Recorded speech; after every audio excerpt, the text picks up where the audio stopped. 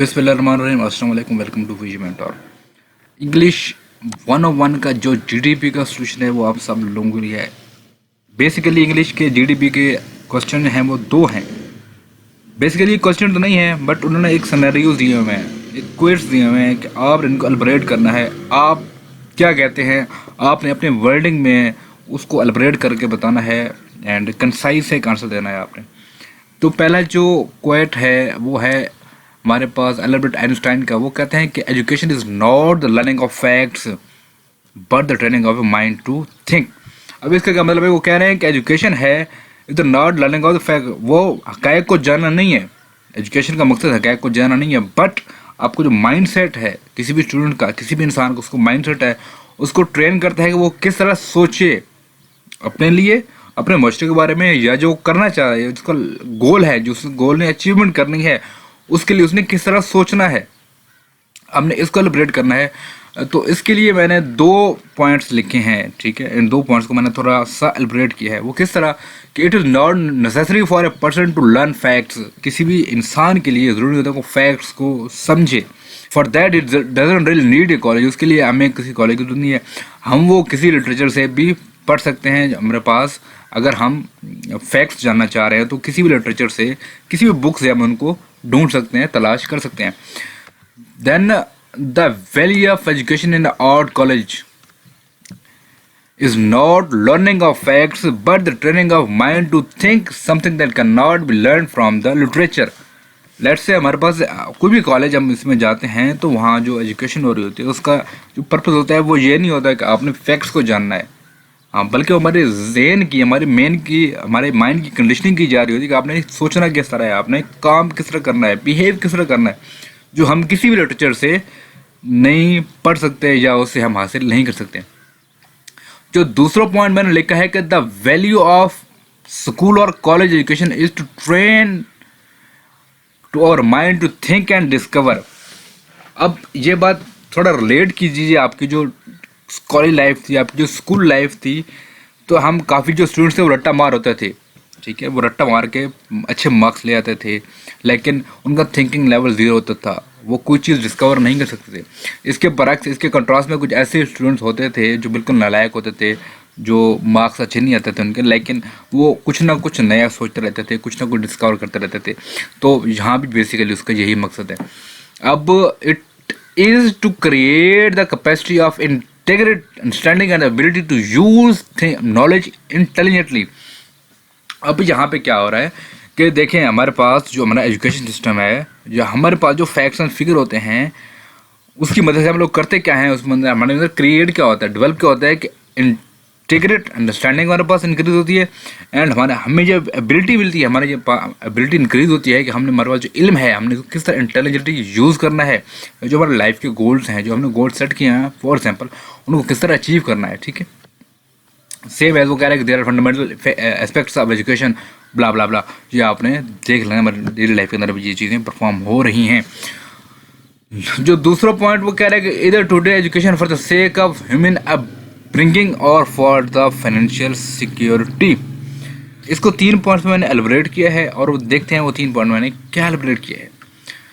पहला पॉइंट में लिखा है कि the real goal of education and the school is become a good person and becoming a more capable person that you want to start it, या stated change कर लीजिएगा आपने, ठीक है, छापा नहीं मारना है इसके अंदर आपने बिल्कुल भी।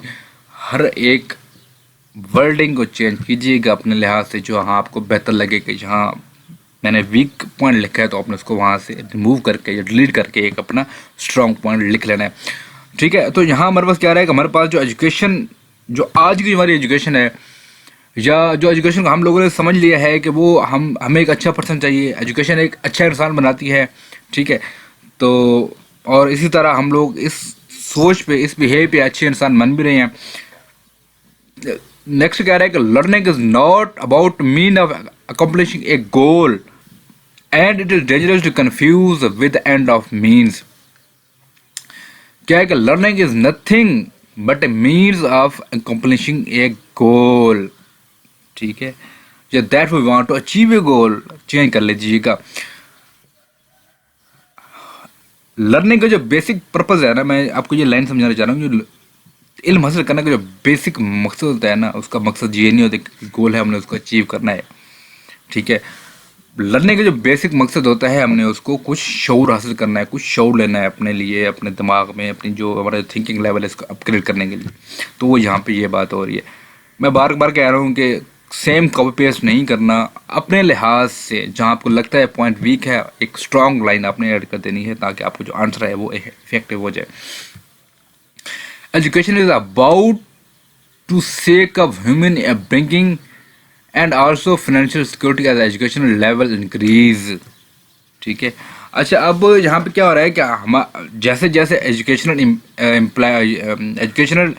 जैसे जैसे एजुकेशनल एक्टिविटीज़ बढ़ती जा रही हैं, ठीक है, एजुकेशन का लेवल इंक्रीज होते जा रहे हैं, अनएम्प्लॉयमेंट कम होती जा रही है, ठीक है, एजुकेशन के लेवल इंक्रीज होते जा रहे हैं, अनएम्प्लॉयमेंट कम होती जा रही है, हमारे पास इनकम के ज़रिए हैं वो इंक्रीज होते जा रहे हैं।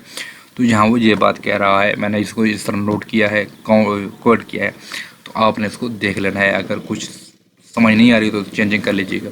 Education plays a decide role in the economic performance, those in the society with more education in higher salaries over their life time as well as contribute more in taxes. जो education, जो पढ़े लिखे होते हैं, जिनके पास अच्छी degree होती है, तो वो ऑब्वियसली बात है वो अच्छा कमाते भी हैं और वो गवर्नमेंट जो टैक्स होते हैं वो भी अदा करते हैं। तो इससे काफ़ी ज़्यादा फ़ायदा होता है गवर्नमेंट को भी, जो हमारे पास इकोनॉमिकल ग्रोथ होती है वो भी ज़्यादा होती है। तो ये यहाँ पे मैंने उस चीज़ को कोट किया है।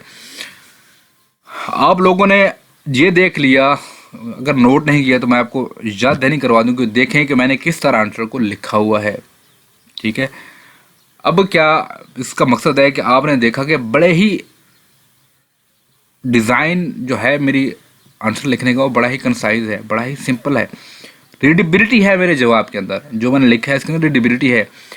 तो आपके जो आंसर की रीडेबिलिटी है वो बहुत अच्छी होनी चाहिए। बेशक आपका आंसर गलत लिखा हुआ हो, मिस्टेक्स हों, ग्रामेटिकल मिस्टेक्स हों एंड स्पेल मिस्टेक्स हों, लेकिन आपकी जो रीडेबिलिटी है आपके आंसर की वो बहुत अच्छी होनी चाहिए।